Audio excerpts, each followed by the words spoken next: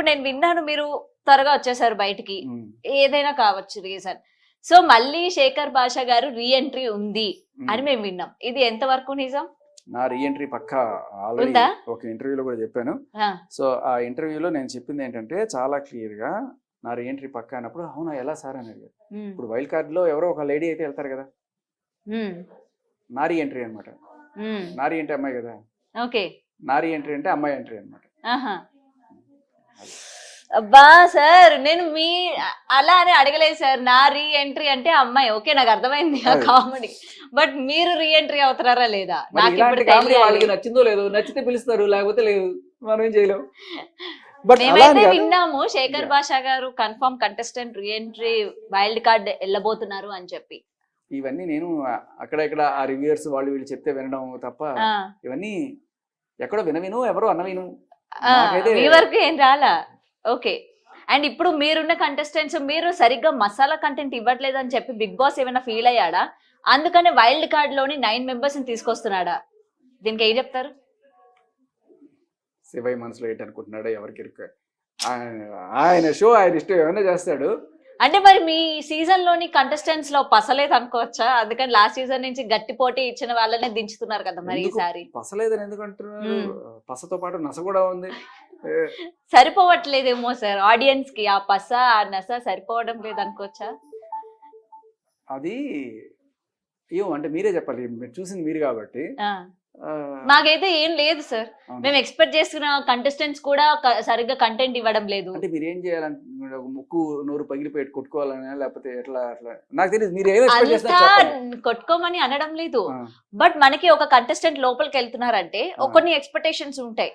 అరే వీడు టాస్క్ లో బాగా ఆడతాడురా, అరే వీడు ఎంటర్టైన్మెంట్ లో తోపురా, లేకపోతే ఇతను ఆ మనిషి పరంగా చాలా మంచి వ్యక్తి, లోపల అందరిని కూడా సర్దుకొని పోతూ ఉంటాడు. ఇట్లా మేము ఒక్కొక్క కంటెస్టెంట్ మీద ఒక్కొక్కటి పెట్టుకుంటాం కదా. ఓకే ఓకే నాకు అర్థమైంది. సో వీటన్నిటిని కూడా ఫుల్ఫిల్ చేయడం లేదు, ఫైర్ కనిపించట్లేదు మీకు అంతేనా? కనిపించట్లేదు.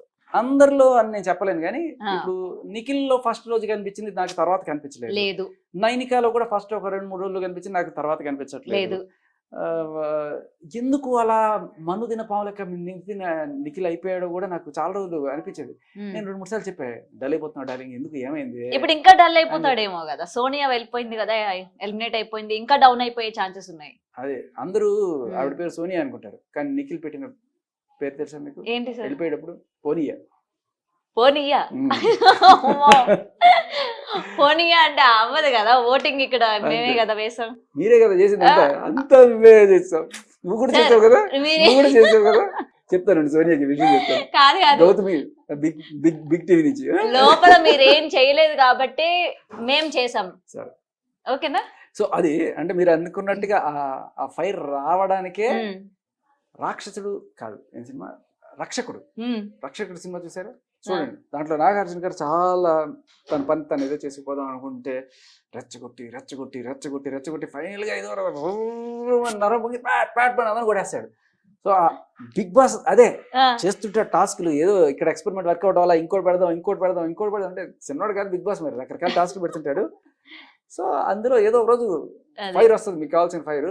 బట్ వీళ్ళిద్దరు అండ్ ఇంకెవరబ్బా, పృథ్వీ పర్లేదు. పృథ్వీ కూడా ఇప్పుడు పులిహోర కంటెంట్ లోకి వచ్చాడు సార్. కొత్తగా కొత్త జంట స్టార్ట్ అయింది కదా, విష్ణుప్రియ అండ్ నాకు అదే భయం ఇప్పుడు. పృథ్వీ సోనియా ప్లేస్ ని విష్ణుప్రియ తీసుకుంటుందా? మళ్ళీ వీళ్ళిద్దరు కంటెంట్ చూసి మళ్ళీ జనాలు. తను ఆల్రెడీ చెప్పేసింది కదా, ఐఎమ్ ఇంట్రెస్టెడ్, నాకు మధ్యలోకి ఎవరు రావద్దు, నాకు అసలు ఏం చెప్పొద్దు, నాకు ఆయన అంటే ఇష్టం అని ఓపెన్ గా చెప్పేసింది కదా. మరి ఏం చెప్పినా జనాలు రిసీవ్ చేసుకోవడం ఎలా ఉంటది అనేది ఒక క్వశ్చన్ మార్క్ సార్. ఒక క్వశ్చన్ అడుగుతాను సార్. ఇప్పుడు హౌస్ లోకి వెళ్ళినప్పుడు ఉన్న షార్ట్ పీరియడ్, ఇప్పుడు బయట ఎంతమంది ఇన్ని రిలేషన్స్ అంటే సంవత్సరాలు తిరుగుతూ ఉంటారు, అయినా సరే పడరు. హౌస్ లోకి వెళ్ళిన తర్వాత ఒక 1 వీక్ 2 వీక్స్ కే వాళ్ళ మధ్య లవ్ స్టార్ట్ అయిపోతుంది, ఎమోషనల్ బాండింగ్ పెట్టేసుకుంటారు. ఏంటి అక్కడ సిచ్యువేషన్స్ మీకు అట్లా క్రియేట్ చేస్తాయా, లేకపోతే అక్కడికి వెళ్ళిన తర్వాత మీరు అంతా వీక్ అయిపోతారా కంటెస్టెంట్స్ అందరూ కూడా మెంటల్లీ? నేనైతే ఇప్పుడు అలా అయినట్టు అనిపించలేదు. మీరు అవ్వరు సార్, ఆల్రెడీ మీరు మ్యారీడ్ కదా. అన్మ్యారీడ్ వాళ్ళ గురించి అడుగుతున్నాను నేను. మ్యారీడ్ కానంత మాత్రాన అందరికి వాళ్ళ బాయ్ ఫ్రెండ్ గర్ల్ ఫ్రెండ్ ఉన్నారు. Everybody has their own story. వాడు పాపం బయట టీవీ చూస్తుంటారు, వెయిట్ చేస్తుంటారు. పెళ్ళైన వాడు మాత్రమేనా? పెళ్లి కాని వాళ్ళు కూడా అందరికి వాళ్ళ ఫియాన్సీస్ వెయిట్ చేస్తుంటారు. అవును. ఇప్పుడు సోనియా ఉంది, సోనియా ఫియాన్సీ పాపం అవును ఆయన కూడా ఉన్నారు. నాకు ఫోన్ చేశాడు. ఉమ్, నేను అన్నాను ఏంటి సార్ ఇది నెగిటివ్ అంటే, లేదండి ఆవిడ అలాంటిది కాదండి ఆయన చెప్పుకున్నాడు. బట్ బేసికల్ మీరు అన్నట్టుగా ప్రతి ఒక్కరికి బయట ఉన్నప్పుడు వాళ్ళు ఇలా లవ్ ట్రాక్లు యూ ట్రాక్లు నడుపుతున్నారు అంటే నేనేం చెప్పాలి దానికి.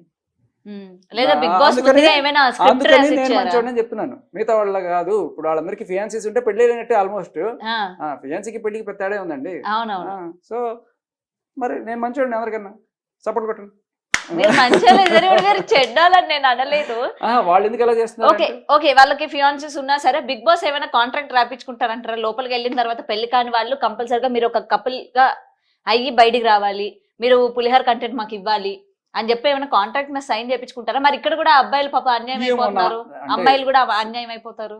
బిగ్ బాస్ రెండో కంటి వాడికి తెలియకుండా పనిచేస్తాడు, మూడో కంటి వాడికి తెలియకుండా. ఎలా అంటే నేను లోపలికి వెళ్ళేటప్పుడు కూడా నాకు ముసుగేసి దారి తెలియకుండా తీసుకెళ్ళాడు. అవునా? నా అగ్రిమెంట్ గురించి నాకు తప్ప ఇంకెవరికి తెలియదు. సో నాకైతే ఎప్పుడు కూడా ఇలా చేయి అని చెప్పి ఏం చెప్పలేదు. బాగా ఆడండి, స్ట్రాంగ్ గా ఉండండి అని చెప్పారు. అయ్యో మీరే అనుకున్నారండి, ఎంత స్ట్రాంగ్ మీకు ఏం తెలుసు అండి అనుకున్నాను నేను. మంచి సరదాగా స్ట్రాంగ్ కాదు అదే అంటున్నాను, సరదాగా ఉండండి అని చెప్పంటే వాళ్ళు ఏమనుకున్నారంటే చాలా సీరియస్ ఏమో, అందుకని నేను సరదాగా ఉండండి. ఓ సరదాగా నీకు సరదానే సార్, మీ సరదా నేను తీర్చేస్తా కదా అని చెప్పి అనుకున్నాను నేను. అంతకు మించి వాళ్ళు ఇంకేం చెప్పరు. జస్ట్ మీరు ఇలా స్ట్రాంగ్ గా ఉండండి, మంచి ఎంటర్టైనింగ్ గా ఉండండి అనేది చెప్తారు.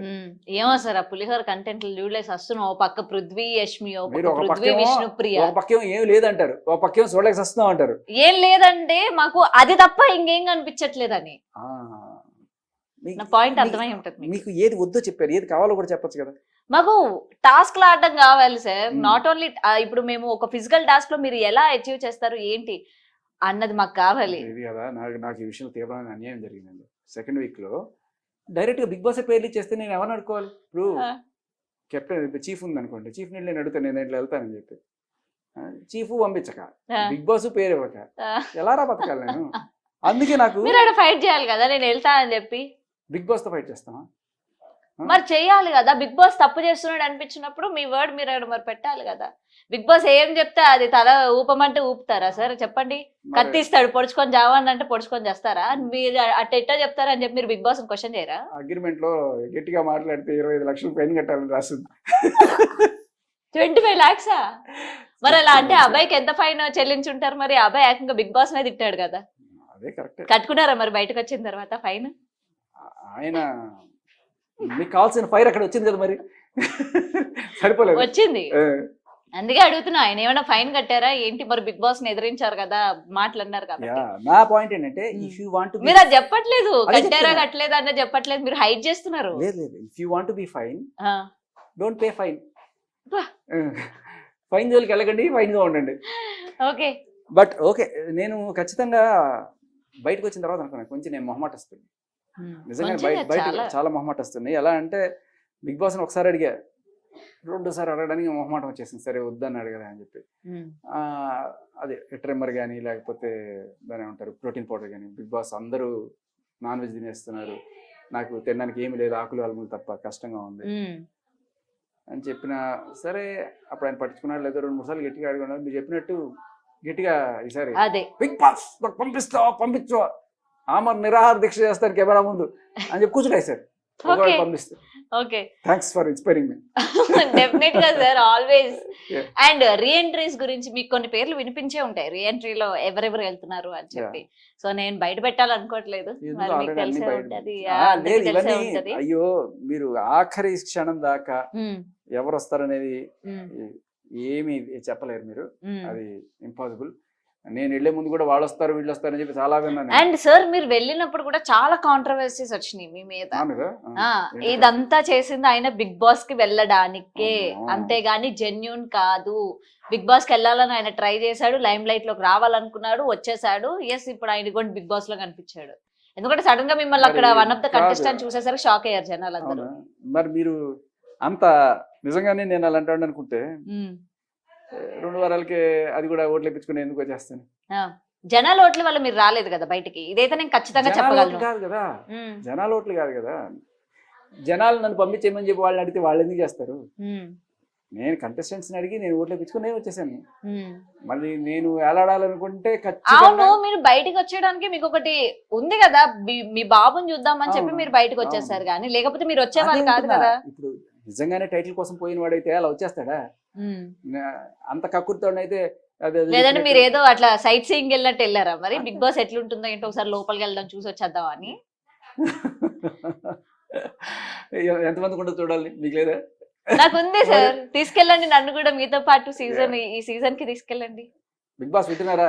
నారీ ఎంట్రీ. నేను మీరు ఎంట్రీ కోసం అడిగానండి, నాది కాదు. ఓకేనా? బట్ ఎనీవే చాలా మిస్ అయినాం మేమైతే. మీరు బయటికి చెప్పట్లేదు కానీ మాకు తెలుసు మీరు మళ్ళీ బిగ్ బాస్ సీజన్ 8 లోకి వెళ్ళబోతున్నారు అని చెప్పి మాకు తెలుసు. మీరు బయటికి చెప్పకూడదు కాబట్టి మీరు చెప్పట్లేదు, నాకు అర్థమైంది. రాసి పెట్టుకోండి అయితే, నేను అక్కడ మిమ్మల్ని చూస్తాను. మీరు రాసి పెట్టుకోండి, ఒకవేళ కనుక నేను వెళ్తే మీ ముచ్చట చెల్లిస్తాను. అవునా? టాస్క్లు గట్టిగా ఆడతారా? అయ్యో నేను టాస్క్లు ఇప్పుడు గట్టిగా కానీ ఇప్పటికే మణికంఠ కూడా ఇలా ఉండబట్టి నువ్వు physically not suppose to this house అని చెప్పి అంటున్నారు, మెంటలీ నాట్ సపోజ్ అంటున్నారు. మరి నెక్స్ట్ మీకు కూడా అట్లాంటి పడతాయేమో. మణికంఠ టాస్క్ లో ఫెయిల్ అయ్యాడు. నేను టాస్క్ లో ఆడి ఏ రోజు ఫెయిల్ అవ్వలేదు. మీరు గమనించండి, నేను వెళ్ళిన ఫస్ట్ టాస్క్ పేబక్క, నేను ఆడిన ఫస్ట్ టాస్క్ మేమే విన్నారు. ఓకే, తర్వాత రెండోది ఈ రోప్స్ టాస్క్. ఓకే, తర్వాత ఇది. దీంట్లో అన్నిట్లోనూ కూడా నేను ఒక దాంట్లో సెకండ్ ఉన్నాను, ఒక దాంట్లో థర్డ్ ఉన్నాను. ఓకే, సో ఏ టాస్క్ నేను ఆడకుండా లేను. మణికంఠ ఫిజికల్ స్ట్రెంగ్త్ నా ఫిజికల్ స్ట్రెంగ్త్ అసలు కంపారిజన్ లేదు. అతను వేరు, అతనికి నా క్యాపబిలిటీ వేరు. మీరు ఇంకా చాలా చూడలే అక్కడ. మేము సరదాగా ఆడుకునే ఆటలు కూడా స్విమ్మింగ్ పూల్ లో మాకేం చూపించారు కదా. అదే అంటున్నా, మీకు చిన్న ఇది ఎగ్జాంపుల్ చెప్తాను. నబీలు ఎందుకంటే నబీలు నేను ఒకసారి కుస్తీ పట్టిన ఆట చూపించరా. ఓకే, లెఫ్ట్ హ్యాండ్తో ఆడాడు. సరే, తను గెలిచాడు. నేను అంటే ఫస్ట్ లెఫ్ట్ హ్యాండ్ అన్నాడు. సరే, తర్వాత రైట్ హ్యాండ్తో పెట్టాము ఇద్దరం. I hope that was recorded, but ఎందుకు చూపించలేదు. ఓడిపోయాడు. నబీల్ని ఓడిచ్చాను నేను. ఓకే, సో తర్వాత నాకు తెలిసింది నబీల్కి రైట్ హ్యాండ్ ఏదో కొంచెం ప్రాబ్లం ఉంది, అవును సర్జరీ అయిందని చెప్పి తర్వాత చెప్పాడు.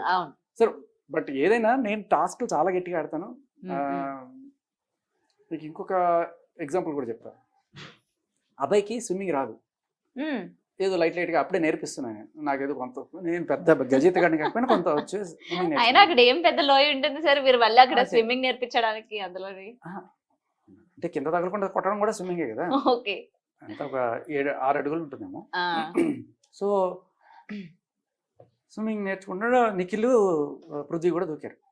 జనరల్ గా మేమే యాక్టివ్ అక్కడ. ఓకే, నేను, అభయ్, నిఖిల్, పృథ్వీ మేమే ఎప్పుడు చేసినా స్విమ్మింగ్ మేమే చేసుకుంటాం. ఏ రోజు మణికంఠ రాలా, ఇంకెవరున్నారు, ఆదిత్య కూడా రాలా, ఎప్పుడు కూడా రాలా. సో ఆడుకునేప్పుడు మేము సరదాగా ఆటలు ఆడుకునేవాళ్ళం స్విమ్మింగ్ పూల్లో. దాంట్లో ఏంటో ఒక ఆట ఏంటంటే ఒకటే సింగిల్ స్ట్రెచ్లో కొట్టకూడదు, ఇట్లా కొట్టకుండా ఈ చివరి నుంచి ఆ చివరికి వెళ్ళిపోవాలి. ఓకే, పృథ్వీ బాగా వెళ్తాడు అనుకుంటా. ఫస్ట్ నేను నేర్పించే వీళ్ళకి. అవునా? సింగిల్ స్ట్రెచ్ లో ఒకటే జస్ట్ ఒక తోపు తోసి జుమ్మని ఇట్లా సూపర్ మ్యాన్ లాగా వెళ్ళిపోవడం అనేది ఒక టెక్నిక్. దానికి ఏంటంటే బ్రీత్ తీసుకుని బిగపట్టడం, వెళ్ళిపోవడం. అదే తర్వాత మనోడు అబ్బాయి బాగా ఎంజాయ్ చేసాడు. తర్వాత అబ్బాయి కూడా అదే పనిలో ఉండేవాడు. తర్వాత ఇంకొక టాస్క్ అనుకున్నాం, ఏంటి, కింద కూర్చొని సైరా నరసింహారెడ్డిలో చిరంజీవి గారు ఇట్లా ధ్యానం చేస్తుంటారు, ఆ టైప్ లో కింద ఎంతసేపు కూర్చోగలరు నీళ్ళ కింద కూర్చోవాలంటే కంప్లీట్ దమ్ వదిలేసి కూర్చోవాలి. సో అలా కూర్చున్నప్పుడు అందరూ టుక్టుకు లేచేశారు. పృథ్వీ, నిఖిల్, అభయ్ కూడా. I was the one. అందరికన్నా దమ్ ఎక్కువ ఉన్నది నాకే. అది అని ఇంకోటి దానికి కారణం కూడా ఉంటుంది. అంటే ఇప్పుడు పాపం నబీలు ఓడిపోవడానికి తనకి చేతి ప్రాబ్లము, ఈ పృథ్వీ, నిఖిల్ ఓడిపోవడానికి సిగరెట్లు. ఎప్పుడు సిగరెట్లు చేసి ఊపిరితిత్తులు ఇదే అవుతాయి. మీకు ఏ హ్యాబిట్ లేదా? నేను గుడ్డు కూడా తిన్నాను, అదే కదా ఆ హ్యాబిట్ లేకపోవడం వల్లే ప్రాబ్లం అయింది. ఓకే, అది మీరు చెప్పకనే చెప్తున్నారు. నెక్స్ట్ టైం నేను ఆడతాను, నేను ఇస్తాను టాస్క్. సో మీరు ఎంట్రీ ఉందని నాకు చెప్పకనే చెప్తున్నారు. చూద్దాం. మాకైతే ఒకటి అర్థమైపోయింది. మీకు అర్థం కావడం కానా మీకు నేను వెళ్ళాలి మీరు కోరుకుంటున్నారా? అది డెఫినెట్ గా నేనైతే కోరుకుంటున్నాను. ఎందుకంటే మీరు టాస్క్లు ఎట్లా ఆడతారు, సో మీరు ఎలా టఫ్ ఫైట్ ఇస్తారు. అండ్ ఆల్రెడీ ఇప్పుడు సగం జనాలకి కొంతమంది కనెక్ట్ అయిపోయారు. ఈ కనెక్ట్ అయిపోయినప్పుడు మీరు వెళ్ళిన తర్వాత మళ్ళీ జనాలు ఏమైనా షిఫ్ట్ అవుతారా, మళ్ళీ ఏమైనా చేంజెస్ వస్తాయా హౌస్ లోని, మళ్ళీ ఏమైనా గ్రూప్స్ ఏమైనా ఫామ్ అవుతాయి డిఫరెంట్ గా, ఇట్లా చూడాలని అనుకుంటున్నాం అనమాట. ఆ టాస్క్ లో ఆడుతూ కూడా బోల్డ్ అంత ఫన్ జనరేట్ అవుతూ ఉంటది. నేను లేకపోతే మిస్ అయిపోయిందని నేను అనుకుంటా. ఎందుకంటే Yes. ఆ గుడ్లు తీసుకొచ్చే టాస్క్ అవును. చూసారా, నెక్స్ట్ టాస్క్.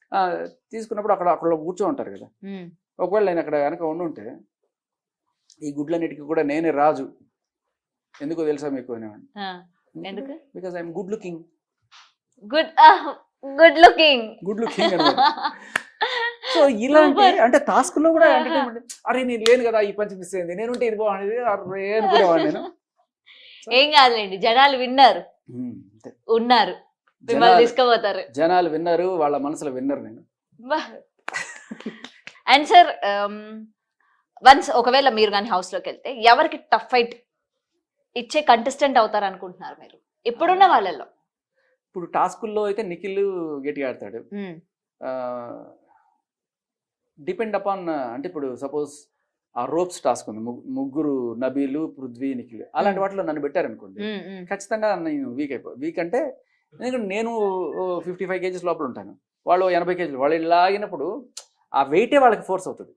అది ఎనర్జీతో కూడా సంబంధం లేదు, వెయిట్ తోటి అవుతుంది. అలాంటి వాటిలో నాకు బ్యాక్డ్రాప్ అవుతుంది.